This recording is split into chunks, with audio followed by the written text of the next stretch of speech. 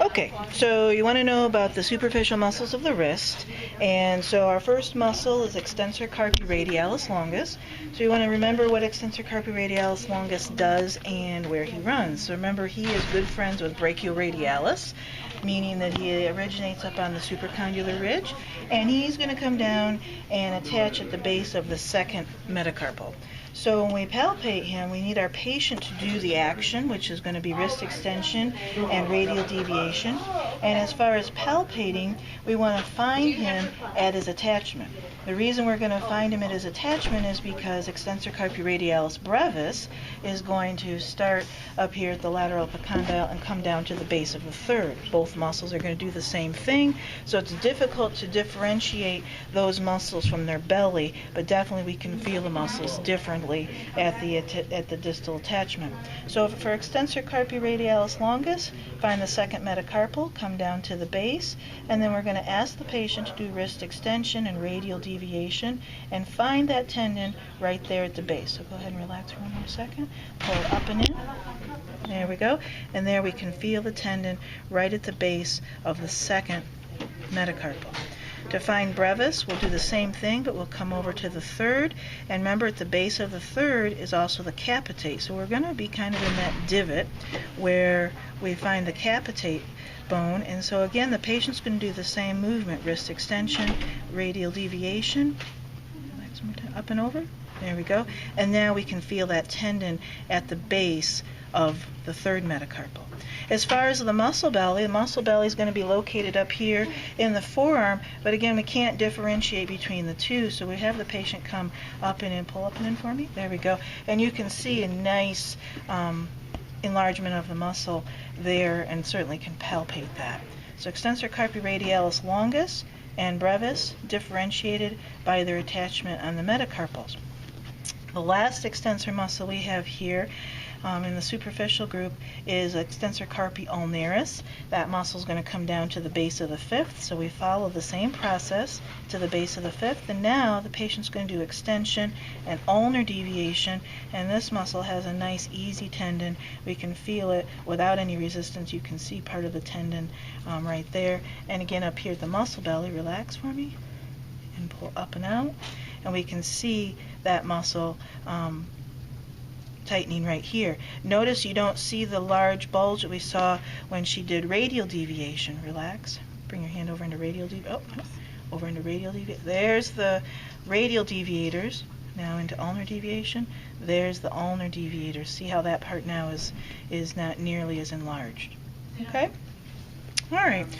So then we're going to flip over and look at the flexors. So patient turns their palm over, and our first one is flexor carpi radialis, and so we're going to have the patient come up and again move into radial deviation. For the patient, we'll say we're going to bring your wrist up and your thumb out. So come up and out for me. And when she does that, extensor carpi radialis is going to be the large tendon more lateral toward the thumb. Okay, more lateral towards the thumb. She has a palmaris longus. Pull the thumb. There we go. And so you can see palmaris longus right next to flexor carpi radialis. Do the radial deviation for me again. There we go. There is radialis, and right here next to it is her palmaris longus. You know it's palmaris longus because you can see the attachment superficial over the flexor retinaculum and coming up to attach onto the palmar aponeurosis. So radialis will be closer to the thumb, more radial. Palmaris longus is right next to it. Then for flexor carpi ulnaris, he's going to come over here to the base of the fifth, and so now we'll have her do wrist flexion and ulnar deviation. And so with the command of the patient, bring your hand up and pinky in, and then we can feel that tendon and see the tendon right there. Superficial flexors and extenders. Good? And then you got the other ones, whatever they are. Okay, so now the extrinsics. We're going to start with extensor digitorum. Extensor digitorum is fairly superficial. We can easily see the tendons over the dorsum of the wrist by having the patient flick their fingers. And so you can see extensor, keep going. Simon didn't say stop. So there's the extensor digitorum tendons. We can see those here. And as she flicks her fingers, you can see the muscle belly of extensor digitorum right up here in the ulnar side of the forearm, so we can see that. It would be important to look through Netter and look at the orientation of those muscles to each other. So we can easily feel it, but it would also be a good idea to look at the relationship of the muscles in relation to each other in your Netter. Our flexor digitorum superficialis is a muscle on the flexor side, and this muscle is going to be above the profundus, but it's going to come down and attaches on the middle phalange. So the profundus will come all the way down to the distal phalange. Superficialis is the muscle that will split and attach to the middle phalange. So this muscle is going to do finger flexion, but only from the middle phalange down, so our MCP and our PIP. So our command to our patient is going to be to do wrist flexion, but we want to, or not wrist flexion, finger flexion, but we don't want them to do dip flexion, so we want to resist them here. Superficialis is going to be found in between palmaris longus if your patient has it, and flexor carpi ulnaris, so it's going to be found in this layer here. Go ahead and relax for me. Good. Tighten up now, pull. And you can see the distal tendons of superficialis here. Relax for me. And pull up again. And we can see the muscle relax and pull, relax and pull. And we can see the proximal aspect of superficialis higher up in the forearm. Flexor digitorum profundus is going to flex the fingers, but it's going to do the distal part. And so here we want the wrist, you have to scooch forward a little bit. There we go. What we want is the wrist to be in slight flexion, slight extension, so that the wrist muscles are going to be somewhat turned off. And now we're going to have her try to do DIP flexion. So our guide here says place wrist in extension, give gentle resistance to the dips while keeping the wrist extended, so we want to keep that there.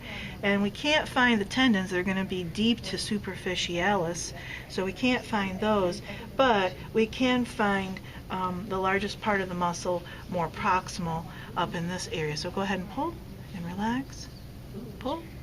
And so we can feel that muscle up here, and you can even maybe see a little bit. Good. So it's deep, it's a deeper muscle. Pull again, but we can see a little bit of contraction underneath. Okay. Flexor pollicis longus is a muscle that does exactly what it sounds like. It's going to flex the thumb, and so we want the wrist in neutral, the forearm going to be supinated, and she's going to do IP flexion of the thumb, and we're going to feel the tendon as it's coming here toward the end of the thumb. The muscle belly is going to be felt down in the forearm area, lateral to flexor carpi radialis. So again, pull your wrist up and out. There we go. So there's our flexor carpi radialis, so we're going to go lateral. That's where we're going to want to be. And now go ahead and bring your thumb across. One more time. There we go. Here's the muscle belly, deep in this area. Relax, pull, and relax, and pull. So we can feel that muscle belly here, and then the tendon. Really try to curl that over for me. There we go. Bring it back this way. Just there we go. Pull there. No.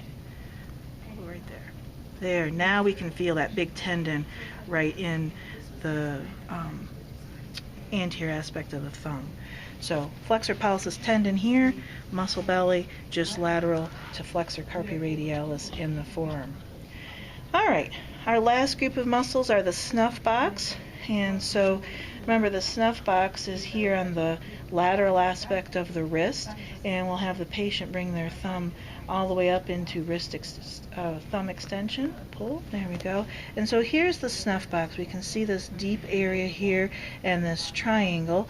And so we have medial and lateral borders. Here is the lateral border, and so this is going to be extensor pollicis longus coming all the way up to the very end of the thumb to the distal phalange here. And so we see that.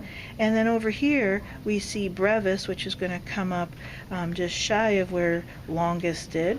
And with brevis on this medial border is going to be abductor pollicis longus. To feel abductor pollicis longus, instead of the patient doing extension, go ahead and relax for me, now we're going to ask the patient to do abduction. This is abductor pollicis, and so remember abduction is making the thumb perpendicular to the palm.